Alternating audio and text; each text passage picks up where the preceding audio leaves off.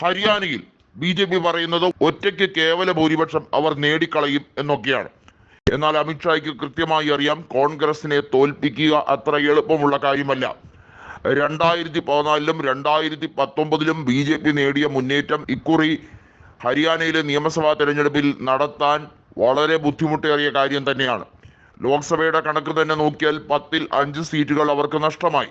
അതിന്റെ കാരണം തന്നെ കൃത്യമായി വിലയിരുത്തുമ്പോൾ മനസ്സിലാകുന്നത് കർഷക പ്രക്ഷോഭം അതിരൂക്ഷമായി BJPയെ വരിഞ്ഞു മുറുകുക തന്നെയാണ്.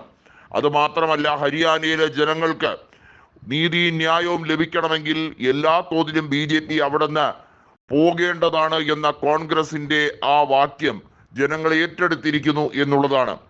ഇതൊക്കെ കൊണ്ട് തന്നെ ഹരിയാനയിൽ രാഹുൽ ഗാന്ധിയുടെ ജനപ്രീതി വർദ്ധിച്ചു വന്നിരിക്കുന്നു എന്ന ആഭ്യന്തര സർവേ കൂടി പുറത്തു വരുന്നു. അത് ഇതിനോടകം തന്നെ ഹരിയാനയിൽ പ്രചരിച്ചു കഴിഞ്ഞിരിക്കുന്നു. രാഹുൽ ഗാന്ധിയുടെ തെരഞ്ഞെടുപ്പ് കൺവെൻഷൻ ഉൾപ്പെടെയുള്ള കാര്യങ്ങൾ നടന്നപ്പോൾ, അതായത് പ്രത്യേകിച്ചും ഹരിയാനയിൽ അവിടെ ലോക്സഭാ തെരഞ്ഞെടുപ്പിന്റെ ഘട്ടത്തിൽ 10 സീറ്റുകളിലേക്കുള്ള ലോക്സഭാ തെരഞ്ഞെടുപ്പിന്റെ ഘട്ടത്തിൽ രാഹുൽ ഗാന്ധിയുടെ ജനസമ്മതി 44% ഇപ്പോൾ 58% കുത്തനെ ഉയർന്നിരിക്കുകയാണ്. വളരെ വൈകാതെ തന്നെ അത് 65-ലേക്കും 70-ലേക്കും ഉയരും എന്നുള്ളതും ഇത് സംസ്ഥാനത്തെ കോൺഗ്രസിന് ആത്മവിശ്വാസം പകരുന്ന കാര്യം തന്നെയാണെന്നുള്ളതും വ്യക്തമായി കഴിഞ്ഞിരിക്കുന്നു. 90 നിയമസഭാ സീറ്റുകളാണ് ഹരിയാനയിലുള്ളത്.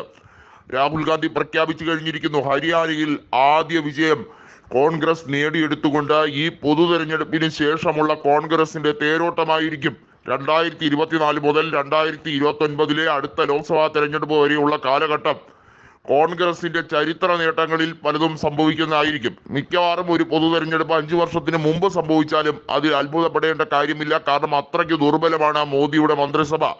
എപ്പോൾ വീണമെങ്കിലും താഴെ വീഴാം. ജനസമ്മതി കൊണ്ടല്ല അദ്ദേഹം 3-ാം വട്ടവും പ്രധാനമന്ത്രിയായത്. അദ്ദേഹത്തിന് ജനങ്ങൾ തിരസ്കരിക്കുകയാണ് ചെയ്തത്. അദ്ദേഹത്തിന്റെ ഭൂരിപക്ഷം കുത്തനെ ഇടിയുകയാണ് ചെയ്തത്. അദ്ദേഹത്തിന് കോർപ്പറേറ്റുകളെ സഹായിക്കാനും ബോണ്ട് വഴി BJPക്ക് ധനസമാഹരണം നടത്താൻ മാത്രമേ അദ്ദേഹത്തിന് അറിയുകയുള്ളൂ. ജനങ്ങൾക്ക് ക്ഷേമ പദ്ധതികൾ ഒരുക്കാൻ അദ്ദേഹത്തിന് കഴിയുന്നില്ല. മാത്രമല്ല, ശത്രുക്കളായി അദ്ദേഹം പ്രഖ്യാപിക്കുന്നവർക്കെതിരെ കേന്ദ്ര അന്വേഷണ ഏജൻസികളെ ഉപയോഗിച്ച് അവരെ കൈകാര്യം ചെയ്യാനുള്ള നീക്കമാണ് അദ്ദേഹം എപ്പോഴും തലപുകഞ്ഞ് ആലോചിക്കുന്നത്. തീർച്ചയായും അതിന് മറുപടി കൊടുക്കും.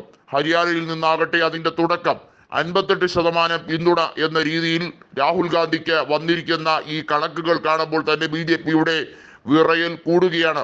രാഹുൽ ഗാന്ധിക്ക് ഇത്രയും ഇതിലും അധികം ജനപിന്തുണ വൈകാതെ ലഭിക്കും എന്ന കണക്കൂട്ടലിൽ തന്നെയാണ് BJP നേതൃത്വത്തിന് പരിപൂർണമായ പിന്തുണ കൊടുത്തിരുന്ന JJP ഒരു രീതിയിലുള്ള ഉപാധികളും മുന്നോട്ട് വെക്കാതെ ഏകപക്ഷീയമായി അവർ പിന്തുണ പിൻവലിക്കുകയും മനോഹർലാൽ ഖട്ടർ കേന്ദ്രമന്ത്രിയായതിനു ശേഷം അവിടെ BJPയും JJPയും തമ്മിൽ ശക്തമായ ശത്രുതാ മനോഭാവത്തോടു കൂടി നീങ്ങുകയാണ്. പലയിടത്തും പ്രവർത്തകർ തമ്മിൽ വാക്കേറ്റവും തർക്കവും ഉണ്ടാകുന്നു.